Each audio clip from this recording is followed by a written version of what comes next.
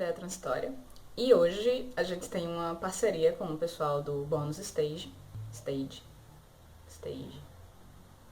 Enfim, vocês entenderam? O link tá aqui embaixo, certo? É um site de games que eu acompanho volta e meia, exceto os podcasts. É um site de games, eles têm um material muito legal, não só de notícias, mas de comentários.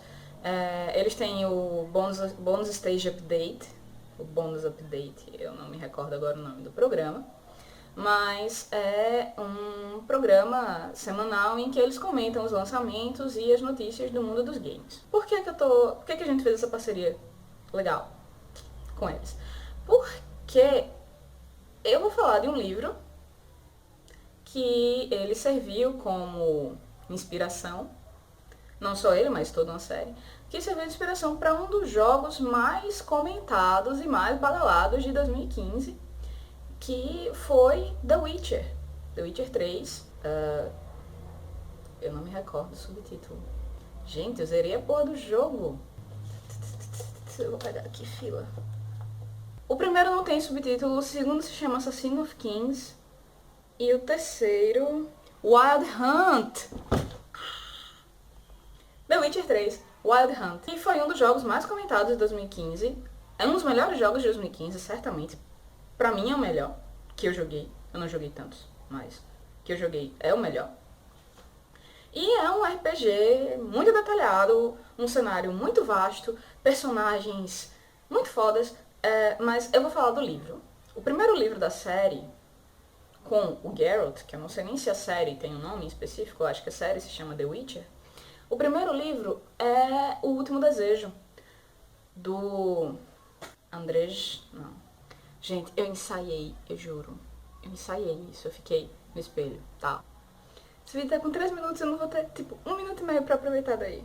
O Último Desejo, de Andrzej Sapkowski, que é um escritor polonês, que ele era economista e começou traduzindo textos de ficção científica e publicou um primeiro conto do The Witcher numa revista polonesa chamada Fantástica.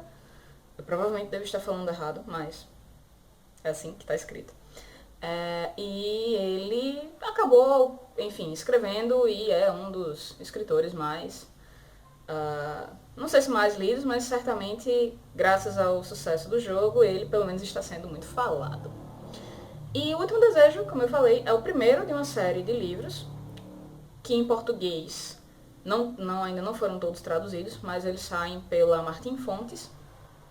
Em polonês, contudo, eles já foram publicados, então, a não ser que a editora exploda, nós devemos contar aí com as traduções nos próximos anos. E O Último Desejo, ele funciona, na verdade, ele tem uma estrutura de contos.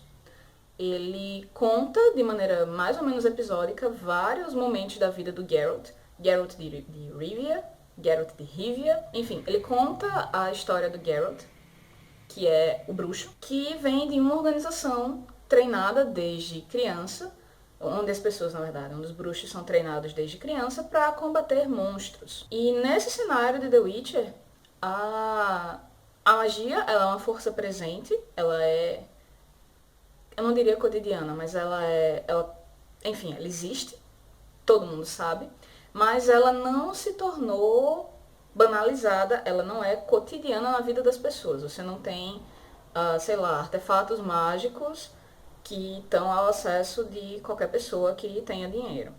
Na verdade, a magia é uma força muito complexa, apenas pessoas que se dedicam, pessoas treinadas, conseguem lidar com ela propriamente.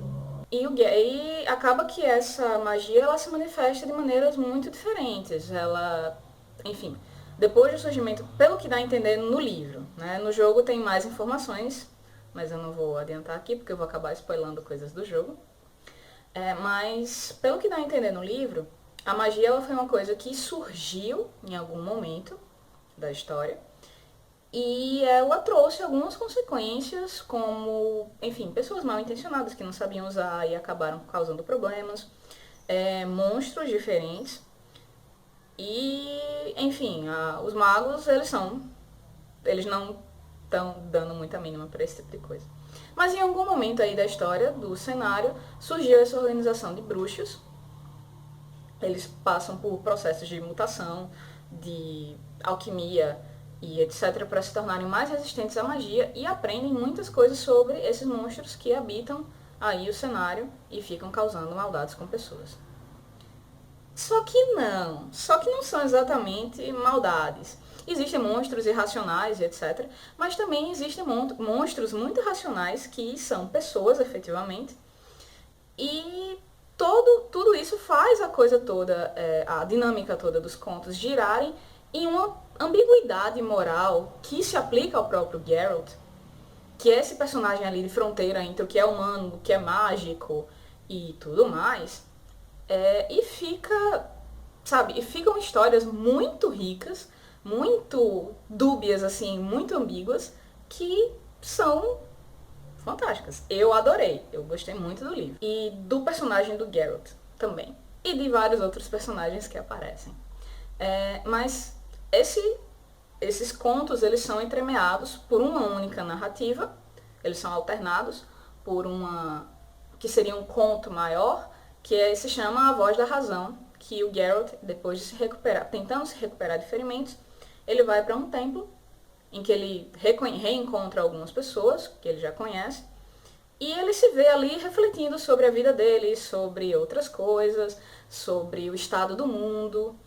E esses momentos, assim, tanto eles servem para alternar de contos que sejam muito pesados, que sejam muito tristes, quanto para dar ali relances sobre o personagem. O Geralt, ele é, em essência, um detetive do sobrenatural em um cenário de fantasia.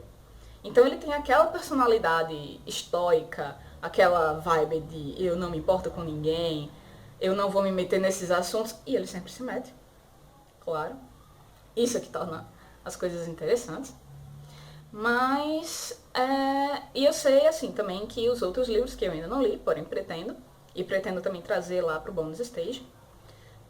Tem uma resenha escrita, se você não tiver saco de me ver falando aqui, ó, o link aqui embaixo, lá no site deles. Mas os outros livros, o segundo livro, O Tempo do Destino, A Espada do Destino, perdão, ele também é uma coletânea. Coletânea, assim, também é um livro de contos. Os outros livros que saíram em português já são romances que devem apresentar aí um metaplot, um plot geral, provavelmente de salvar o mundo. Mas isso também é uma coisa legal, porque esse livro, ele tem coisas muito locais, muito pequenas, então você conhece tanto sobre o cenário, quanto um pouco sobre a história do mundo, quanto você consegue visualizar aqueles personagens ali em cotidiano, muito, muito legais. Enfim, acabou que eu falei demais, mas o livro é muito bom, vale muito a pena. E é isso, tchau, até a próxima, bye bye.